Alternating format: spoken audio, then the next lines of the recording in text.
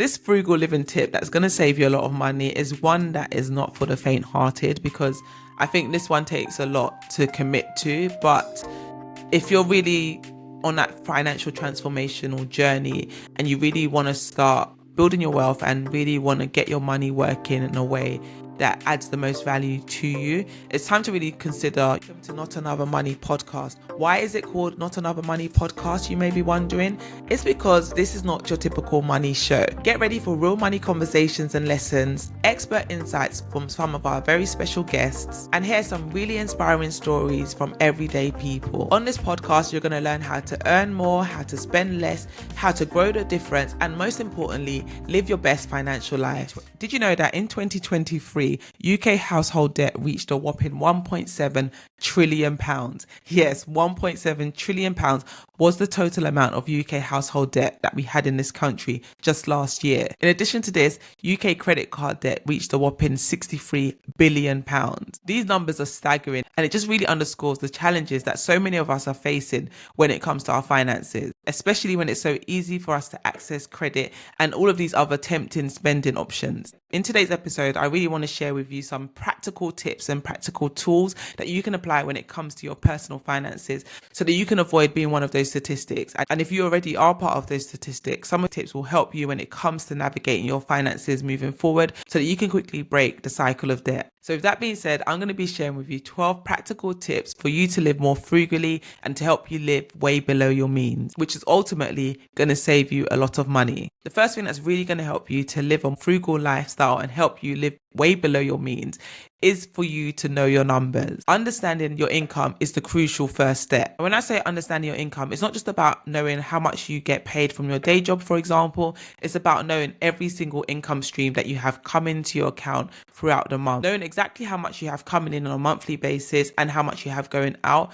helps you to plan accordingly when it comes to setting your budget and your spending plan for the month. The next tip I have when it comes to living more frugally is to spend less than you earn. Now, I know that sounds like such a simple statement to make, but you'll be surprised how many of us fall into the trap of not spending less than we earn and living way beyond our means. Spending less than you earn is literally a fundamental step when it comes to personal finances and building a stable financial foundation for yourself and for your family. When you're doing your budget on a monthly basis, you really want to make sure that your expenses are always lower than your income.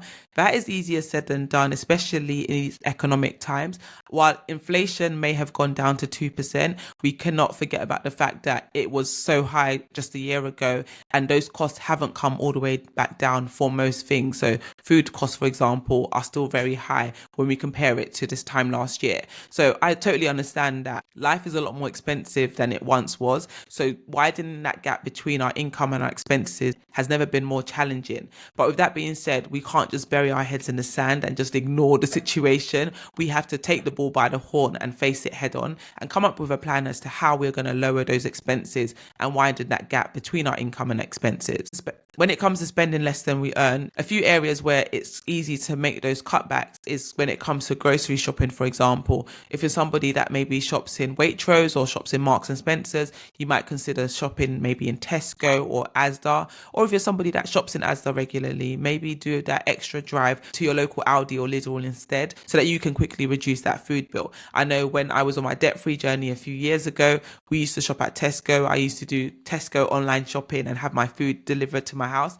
That was a luxury that I could not afford to continue when I was on my debt-free journey, because that money I needed to put towards paying down my debt. Just by making that switch and moving from shopping at Tesco to shopping at Aldi, I was able to save a couple of £100 a month on my food grocery bill. I mean, granted, that was 5 years ago when groceries were a lot cheaper, because nowadays my grocery bill is probably about the price it once was 5 years ago. And that is with me now shopping in Aldi, because food is just expensive across the board. So where you can make those cutbacks and shop at a more affordable store, it's definitely worth doing that, because that is going to widen that gap that we mentioned before between your income and your expenses. Another way that you can frugally live below your means is to not keep up with the Joneses. I think I've spoken about the Joneses on a few episodes now, so you can see there's a running theme here. But I really truly believe that when we face our front and we don't look at what other people are doing, it is an opportunity for us to build wealth for ourselves, because now we can put our money towards things that actually bring us joy and things that are actually important to us and add value to our lives, as opposed to living our lives for other people's approval. Financial anxiety affects 68% of UK adults. That's a really big number, and that just shows that there's so many people going through it when it comes to their personal finances and the challenges that we face navigating adulthood and our monies in the UK. And we don't want to add to those financial worries and those financial constraints by worrying about what other people are doing. That's just going to add to the stress. That's going to add to the anxiety. That's just going to add to the overwhelm. So as much as possible, it's so important to just focus on your own financial journey and your own financial goals and what you're trying to pursue, and not look to the left and right at what other people are doing, because that is just a distraction that's going to make you spend money that you don't need to spend on things that are not as important to you. So going on from the last point in terms of widening that gap between your income and expenses, another great way to widen that gap even further is to increase your income. Look at things that you can do on the side to generate additional income to put towards your saving goals and your other financial priorities. In today's gig economy, there is so many opportunities for you to generate additional income on the side of your day job, monetizing skills that you already have right now. Whether it's starting a side hustle, doing things like mystery shopping, survey sites, user testing, reselling even, these are things that you can do on the side of your day job to make additional income to put towards your financial goals and to widen that gap between your income and expenses. Even freelancing with skills that you already have. What skill do you currently have that you use in your day job that you can now turn into a side project and a freelance opportunity that you can make extra money doing that same thing on the side of your 9 to 5? Looking at these additional ways to generate income on the side is really going to widen that gap that we spoke about between your income and expenses, and it's going to help you to save a lot more money. Another frugal living tip to help you save so much more money is to use your credit card less. Rely on credit card a lot less than you do right now. If you're a person that whenever you have an expense arise, straight away you're putting it on the credit card, pause and think about actually using real cash. I know it's a dying breed right now. You very rarely see people using physical money to pay for things right now, but that is actually going to help you to reduce your spending when you're having to inconvenience yourself to go to the cash point or cash machine and take money out in order to pay for your goods and services. Just doing that, it helps you to add that extra step, and it makes you more conscious and more aware of where your money is going. Whilst credit cards may be very convenient to use, if you start to rely on them on a daily basis for your everyday expenses, it can become a big trap. Many people rely on credit solely to cover their everyday living expenses, but if you can avoid doing that, it's important to try and do so, because heavy reliance on credit will cause a lot of financial strain in the long run. Another frugal living tip that will save you a lot of money is to drive a used car. Now, I know some of you might want to switch off here because you're like, no, Tolu, I'm not driving a used car at my big age. However, if you do that, that's funny. However, just by making that decision to drive a used car as opposed to getting a new one every few years, it's going to save you so much money in the long run. Not only are you not having to commit to these large monthly car payments, you also give yourself that opportunity to take that money that you saved on those car payments to put into your investment accounts for your future. Now, I'm not saying that you need to drive around in a banger like I do. However, you don't necessarily need to get a brand new car every few years. That money that you're spending on that brand new car, like I said, you can put towards investments or towards any other financial priorities that you have. As much as used cars may get a bad rap, they can be very reliable. My car hasn't caused me any problems in the last 4 years that I've had it. And the beauty of it is that I don't have any monthly payments for it. Making this switch is really going to save you a lot of money on a monthly basis when it comes to your transportation costs. Another frugal living tip that's going to save you so much money is to practice delayed gratification. In other words, save up for your purchases instead of buying them outright and having to pay for them later. In this microwave generation that we currently live, waiting for things is just not something we're used to anymore. We want something we can literally place an order on Amazon and have it within 24 hours, or we can go to the shop and buy it straight away. If that is how you're currently living your life, it's time to pause and take stock and really think about, actually, let me start working on disciplining myself so that not everything I want, I have it straight away. I think in this microwave generation that we currently live, it is something we're not used to doing anymore. Waiting for things. If you want it, you can have it at the click of a button, at the drop of a hat. Whereas once upon a time, when you wanted something, you actually had to save up your money in order to buy it. And I think if we can go back to that way of living and being a lot more intentional about our purchases and really taking that time to wait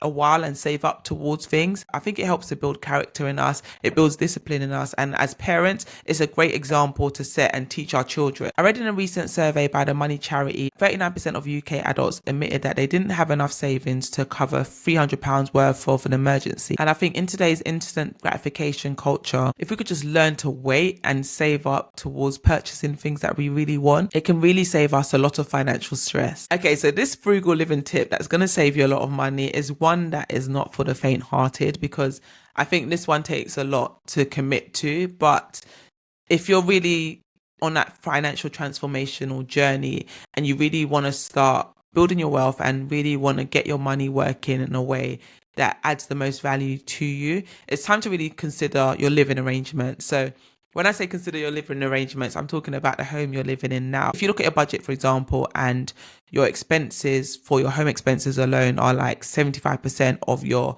monthly income, it's time to really sit down and think about what you can do to widen that gap again.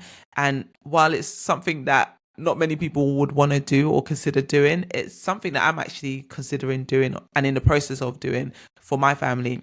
Is looking at our living arrangements and seeing how we can widen that gap between our expenses and our income. And I think the fact that our mortgage is such a big percentage of our income is a big thing, and it's something that I'm looking to change. So what we're doing in order to widen that gap is moving outside of London. I've lived in London my whole life, but London just isn't affordable. And I have to be honest and be real with myself. Am I going to keep just working just in order to keep a roof over my head? Or am I going to make a decision that is going to give me more of my monthly income and ultimately give me more time freedom? And I think that's something that you should probably consider looking at as well. I'm not saying if you live in London, you need to move out of London like I'm planning to do. But what I am saying is look at your living arrangements and look at what you can do about your living arrangements to bring those costs down. So for example, are you living in a 3-bedroom house and you have 2 children? Maybe consider renting out one of those rooms and making the children share a room by basically getting a lodger in order to offset some of your mortgage or home costs. Or if maybe you have your own flat and you're currently paying, I don't know, 2,000 or 1,500 a month to rent that flat by yourself, maybe consider a house share. So rather than having the whole house to yourself, maybe move out of that 1-bedroom house that you're staying in order to get a room in a shared accommodation with other people. So just really look at your living situation and look at how you can optimize it in a way that you can free up more of your income to put towards your other financial property and widen that gap between your income expenses like I was speaking about earlier. Another thing that you could consider doing is maybe renting out a room on Airbnb during the times when you're not around. So if maybe you can stay at a family member's on the weekend, for example, and rent out your house over the weekend, just really just look at your living situation and look at what things can I do to monetize this in a better way, or what things can I do to bring this cost down. And when you start asking those questions and you start thinking out loud, you'll be surprised at the solutions that you start finding. Housing is easily one of the biggest expenses on our budget on a monthly basis. So look at ways that you can reduce your housing expenses. I think if you're in the process of buying a home, if you haven't yet bought one and you're looking to buy one soon, one piece of advice that I would give is to make sure you buy a house that's within your means and affordable to you and not what the bank says you can afford, because that is a trap. And that's a trap that we fell into when we first bought our home. We just went for what was affordable based on what the bank told us we can afford. But it's important that you know your numbers for yourself and you calculate affordability for yourself so that when you do buy that house doesn't become a burden to you and overstretch you financially. Another frugal living tip that I have that will save you so much money is to avoid lifestyle creep. Lifestyle creep essentially is where your money goes up and your lifestyle goes up in alignment with it. So you get a pay rise, so you get a new car. You get a bonus from work, so you use that to upgrade your phone. So just generally, as your income is increasing, so is your taste increasing. It's so funny that once upon a time, shopping at Aldi wasn't a thing. You didn't mind it. You was happy to do so. But but all of a sudden now you've got that bonus at work. All of a sudden, I don't really like that Aldi fruit. It's not really tasting the way it used to taste,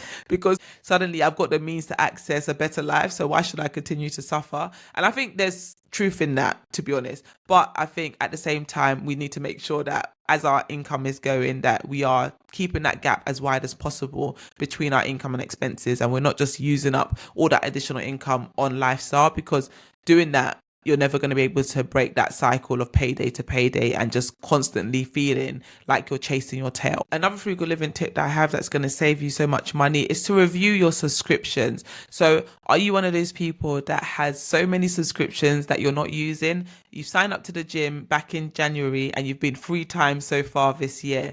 Maybe it's time to consider cancelling that membership and revisiting it when you're ready to actually commit to going. I think looking at your subscriptions for the last 6 months and your usage of those subscriptions will really tell you what you need to know in terms of what subscriptions to keep and which ones need to go. Do you really need to have Sky, Netflix and Amazon Prime subscriptions? Or maybe if you look at your usage, you use Netflix the most and the other 2 hardly. So maybe, it's time to cancel those other ones. Also, when it comes to subscriptions altogether, maybe consider free alternatives. So for example, going back to the gym example, you're not going to the gym very often, but maybe you might work out if it's convenient from your house, so you can watch YouTube videos for free and exercise at home, or you can go for a run outside, in which case you don't need to go running in the gym and you can save that money. So just really review those subscriptions, look at the utilization and look at any free alternatives that you have for achieving that same result. The next frugal living tip I have is one that my mum used to say all the time growing up, and it's one I now repeat to my children,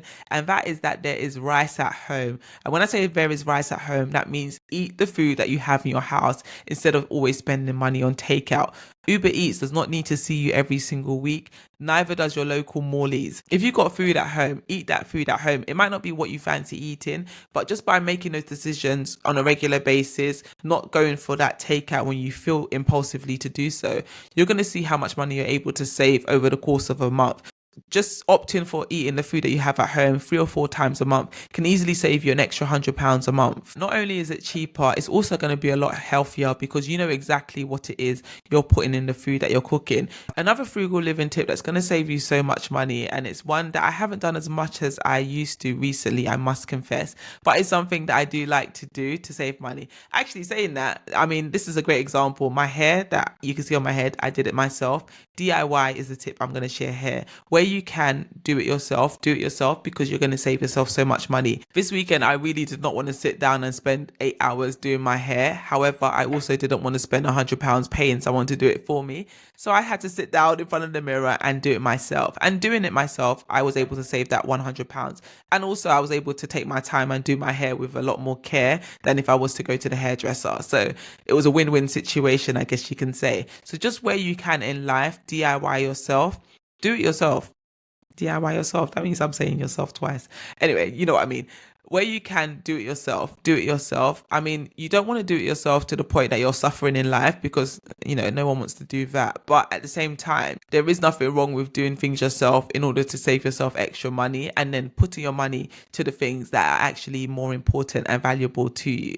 So whilst, yes, I sat down and spent 8 hours doing my hair, I'm going to go to the nail shop next week and I'm going to get a pedicure because I don't want to sit down and paint my toes. So there is balance to this, swings and roundabouts, but where you can, do the DIY and save yourself the extra cash. Another frugal living tip that's going to save you so much money is to apply the 72-hour rule. So the 72-hour rule essentially is when it comes to a purchase that you want to make, which is more of an impulse purchase, you wait 72 hours before making that purchase. I did this with my son literally over the weekend. So we had gone shopping after a party that I'd taken him to, and we was going to look for birthday gifts for his dad. And while we were shopping, he saw this England football kit that he really wanted to buy, and he wanted to buy it there on the spot. And I was like, you don't have the money to buy this. And he's like, no, if you buy it for me, I'll give you the money when I get back, because he had money at home in his piggy bank. I was like, yeah, but that's £55. So you really want to spend £55 on a shorts and t-shirt, and you've got so many kits at home? And he's like, yeah, I want to do it. I said, okay, I'll tell you what we're going to do. We're going to wait a few days. Let's go home. Let's think about it. Let's not just buy this impulsively because we see it in the shop. And if you still want to buy it in a few days, then you can buy it. So this was on, when was this? On Friday, I think it was. I think it was on Friday at the time of recording this episode. It's now Monday. I kid you not. Every day since, this boy has been on the computer every day looking at this kit, looking at the different websites where he can buy it. So it's safe to say he really wants it. So I'm going to let him buy it because he's got the money to buy it. And because he's waited a few days, he really, really wants it. And the desire is a lot stronger than it was impulsively in the moment. But equally, that story could have gone very different and he could have never mentioned it again, in which case £55 he would have saved. So I think just applying that 72-hour rule, just really thinking about purchases before we make it. Sometimes we'll find that we don't really want the item and other times we'll find we really do want it. But in both cases, we know that it's been a more considered purchase as opposed to one made on impulse. Another frugal living tip that's really going to help you save a lot of money is to have clear financial goals. If you don't make a plan for your money, someone else will make that plan. And I think when you don't have a plan, we don't have goals in which we're pursuing, it's so easy for the money to literally slip through our fingers because the money just hasn't been given an assignment to do. It hasn't been given a job to do. So the money's going to do what it needs to do and it's going to disappear. It's going to slip through your fingers. The end of the month's going to come and you're not going to know where all your money has gone. And I think when we have a financial goal and a financial plan that we're working towards, we can allocate money towards those goals. When it comes to financial goals, it's important to set yourself short, medium and long-term goals, because I think if the financial goal is too far in the future and it's too big a goal, we end up not doing anything because it just seems too far out of reach. But equally, when the goal is too short term, we're not thinking too far into the future, in which case, again, we can be quite impulsive. Once that small goal has been achieved, it's YOLO with the rest. So I think finding that balance, setting goals for every stage, it's really going to help you be more intentional about what you do with your money. So these are just some frugal living tips that you can take and apply to your finances so that you can save yourself some money. Let me know in the comment section below or in the review what you thought of this episode and whether you're going to apply some of these frugal living tips to your personal finances. Let me know which of the tips you found most useful and which one you resonate with the most. Join me on the next episode where I'm going to be sharing loads of practical tips to help you keep those food costs down with a big family. But equally, if you have a small family too, these tips are going to help you, particularly as we've entered into the summer holidays. The kids are around a lot more, eating a lot more food and costing us a lot more money.